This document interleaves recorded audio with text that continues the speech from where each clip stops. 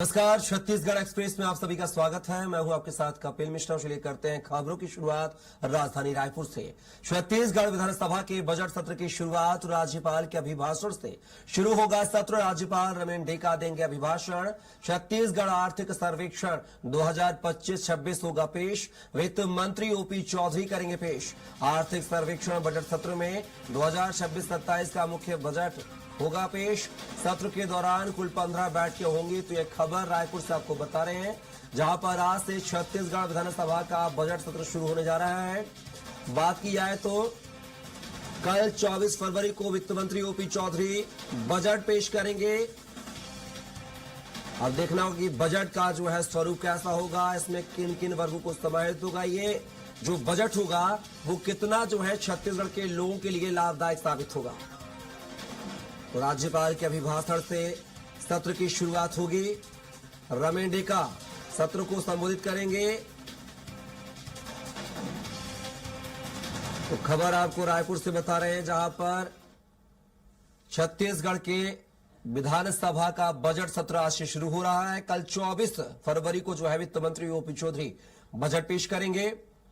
देखना होगा कि बजट में क्या कुछ जो है निकल के सामने आए, कितना फायदा जो होगा छत्तीसगढ़ के लोगों को इस बजट से, कौन कौन से विभागों के लिए कितना कितना बजट जो है आवंटित होगा, यह भी देखना दिलचस्प होगा। और इसी खबर पर ज्यादा जानकारी के साथ रायपुर से सहयोगी राहुल अग्निहोत्री लाइव हमारे साथ जुड़ रहे हैं। राहुल, बात की जाए छत्तीसगढ़ विधानसभा के बजट सत्र की शुरुआत आज से हो रही है। आखिर क्या कुछ तस्वीर इस बजट सत्र को लेकर नजर आ रही है?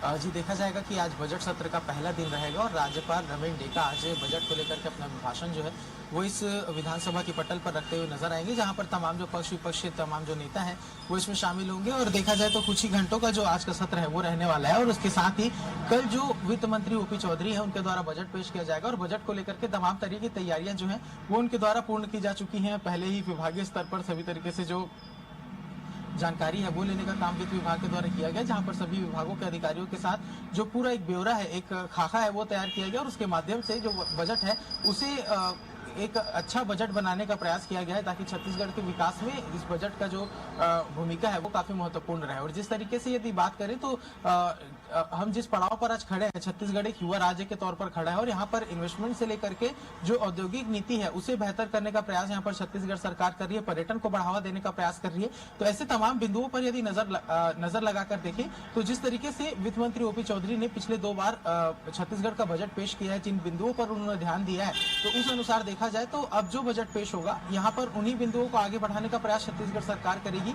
कई ऐसी योजनाएं लागू की जाएंगी जिससे जो युवा है वो स्टार्टअप की ओर आगे बढ़ सके, उन्हें अनुदान देने का प्रयास भी छत्तीसगढ़ सरकार कर सकती है। और जिस तरीके से यदि पिछले बजटों की बात करें तो यहाँ पर एक औद्योगिक विकास का प्रयास छत्तीसगढ़ सरकार ने किया है, तो उस ओर भी काफी बड़ा कदम जो है वो वित्त मंत्री ओपी चौधरी उठा सकते हैं। तो टूरिज्म से लेकर के हर एक सेक्टर में बढ़ने का प्रयास यहाँ पर छत्तीसगढ़ सरकार का रहेगा। मुख्य तौर पर इसका जो पूरा जो मुख्य तौर पर बजट का जो ध्यान है वो इस बात पर केंद्रित रहेगा कि छत्तीसगढ़ को किस तरीके से विकसित किया जाए और एक आर्थिक शक्ति के रूप में, एक आर्थिक ग्रोथ इंजन के रूप में छत्तीसगढ़ को विकसित किया जा सके, ताकि विकसित भारत के समकक्ष में जो छत्तीसगढ़ है वो एक अहम भूमिका निभा सके। राहुल, बार बार विजय शर्मा जो गृह मंत्री वहां के डिप्टी सीएम भी हैं, वो विधानसभा के शीतकालीन सत्र के दौरान पहले से चर्चा थी कि हो सकता है कि धर्म जो है परिवर्तन कानून को लेकर जो लाया जाए, अमली जामा पहनाया जाए, लेकिन बाद में बयान आया कि आगे के सत्र में इसको पेश किया जाएगा। क्या लगता है कि जो ये विधानसभा का सत्र पेश हो रहा है, क्या इस सत्र में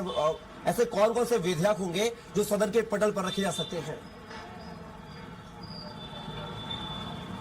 जी कपिल, देखा जाए तो धर्मांतरण एक ऐसा विषय है जो छत्तीसगढ़ को बुरी तरीके से जकड़ा हुआ है, जहां पर बिलासपुर, राजनांदगांव, बस्तर, सरगुजा ऐसे सभी संभाग हैं जहां पर बड़ी संख्या में जो धर्मांतरण का खेल है वो चल रहा है। राजधानी रायपुर के अंदर ही कई ऐसे जगह है जहां पर धर्मांतरण की जो मामले हैं वो प्रकरण है जो निकल करके सामने आए हैं। इस बीच में लगातार राज्य सरकार के द्वारा आश्वासन दिया गया था विधानसभा चुनाव से पहले ही कि जब छत्तीसगढ़ में बीजेपी की सरकार बनेगी तो एक धर्मांतरण का जो कानून मौजूद है उसके प्रारूप में बदलाव कर ऐसे कड़े प्रावधान किए जाएंगे ताकि धर्मांतरण जबरी जबरिया जो धर्मांतरण होता है उस पर अंकुश लगाई जा सके। लेकिन यदि इस सरकार की बात करें तो लगभग 2.5 साल का समय बीत चुका है, हर बार जो आश्वासन है वो दिया जाता है। और यदि इस विधानसभा के बजट सत्र की बात करें कपिल, तो यहाँ पर भी मुख्यमंत्री से जब पूछा गया कि धर्मांतरण विधेयक कानून जो लाने वाली है सरकार, उस पर क्या कुछ स्थिति है, तो उन्होंने भी स्पष्ट किया है कि अभी छत्तीसगढ़ को कुछ और इंतजार करना पड़ेगा, उसका जो प्रारूप है वो तैयार किया जा रहा है। लेकिन जब भी ये जो धर्मांतरण का जो कानून आएगा वो इतना मजबूत होगा कि किसी भी तरीके से जबरिया जो धर्मांतरण किया जाता है उस पर पूर्ण रूप से अंकुश लगाई जा सके। अब पूरे यदि धर्मांतरण के खेल को देखें तो समय समय पर जो सांसद बृजमोहन अग्रवाल हैं उन्होंने भी सरकार को पत्र लिखा है। धर्मांतरण का जो कानून है उसे मजबूत करने की बात जो है वो यहाँ पर सांसद बृजमोहन अग्रवाल के द्वारा कही गई है। और हर बजट सत्र से पहले, माफ कीजिएगा, हर विधानसभा सत्र से पहले इस बात पर जो सहगर्मियां है वो काफी तेज हो जाती हैं कि जो छत्तीसगढ़ में जो धर्मांतरण का कानून है वो कब तक बन पाएगा। लेकिन यदि प्रारूप की बात करें तो प्रारूप को लेकर के चर्चा हो रही है आंतरिक स्तर पर। लगातार जो कानून का प्रारूप है उस पर सभी जो विधि विशेषज्ञ हैं उनसे चर्चा की जा रही है। जल्द ही छत्तीसगढ़ को एक बड़ा जो धर्मांतरण कानून है वो मिल सकता है, जिसके माध्यम से धर्मांतरण की जो प्रकरण लगातार सामने आते हैं उस पर अंकुश लगाई जा सके। राहुल, आज बात और ऐड करना चाहूंगा जी। छत्तीसगढ़ के अंदर की यदि बात करें, जी राहुल कंटिन्यू। छत्तीसगढ़ के अंदर की यदि बात करें तो मुख्यमंत्री विष्णुदेव साय ने स्वयं धर्मांतरण को लेकर के विशेष तौर पर निगरानी बनाए रखे हुए हैं। और उन्होंने खुद कुछ समय पहले ही इस बात पर ध्यान केंद्रित किया था कि जो विदेशी फंडित धर्मांतरण है वो छत्तीसगढ़ के अंदर होता हुआ नजर आ रहा है। तो इसे भी रोकने के लिए जो छत्तीसगढ़ सरकार है वो इस कानून में अवश्य ही कोई कड़ा प्रावधान करेगी ताकि विदेश से जो फंड आता है छत्तीसगढ़ के अंदर धर्मांतरण के लिए उस पर अंकुश लगाई जा सके। और राहुल, आज बात की जाए, विपक्ष की भी बैठक होने जा रही है, विधायक दल की आज बैठक होने जा रही है विधानसभा के सत्र को लेकर। ऐसे कौन से मुद्दे होंगे जिनको लेकर विपक्ष जो है आज सत्ता पक्ष को घेरने की कोशिश करेगा? जी कपिल, देखा जाए तो विधायक दल की जो बैठक आज कांग्रेस पार्टी के द्वारा बुलाई गई है, शाम 4 बजे जो प्रदेश कांग्रेस मुख्यालय है वहां पर जो बैठक है आहूत होगी। और प्रदेश कांग्रेस के सभी जो वरिष्ठ नेता है वो इस बैठक में शामिल होंगे। और यहाँ पर पूरी तौर पर जो रणनीति है वो कांग्रेस पार्टी बनाएगी। पिछले 2.5 साल के सरकार में जिस तरीके से सड़क से लेकर के सदन तक की लड़ाई कांग्रेस पार्टी ने लड़ी है उसका एक झलक जो है वो फिर से इस बजट सत्र में देखने को मिलेगा, जहां पर लगातार जो विपक्षी दल के नेता है वो सरकार को घेरने का प्रयास करेंगे। और यदि मुद्दों की बात करें कपिल, तो पिछले दिनों जिस तरीके से धान खरीदी छत्तीसगढ़ के अंदर हुई, कई अनियमितताएं पाई गई हैं। धान खरीदी में जिस तरीके से बार बार ये आरोप लगा कि धान खरीदी में एक बड़ा घोटाला हुआ है, जिसमें करोड़ों रुपए के धान को चूहे के खाने की जानकारी जो है वो निकल करके सामने आई थी। तो इस पर जो विपक्ष है वो सरकार को घेर सकता है। दूसरे मुद्दे की यदि बात करें तो बस्तर का औद्योगिकरण करने का आरोप लगातार जो कांग्रेस के नेता है, विपक्षी दल के जो नेता है वो लगाते हुए नजर आए हैं। इस पर एक कड़ा तकरार जो है वो पक्ष विपक्ष के बीच में देखा जा सकता है। और यदि तीसरे मुद्दे की बात करें तो लगातार जो बिजली बिल का दाम छत्तीसगढ़ के अंदर बढ़ते हुए नजर आ रहे हैं,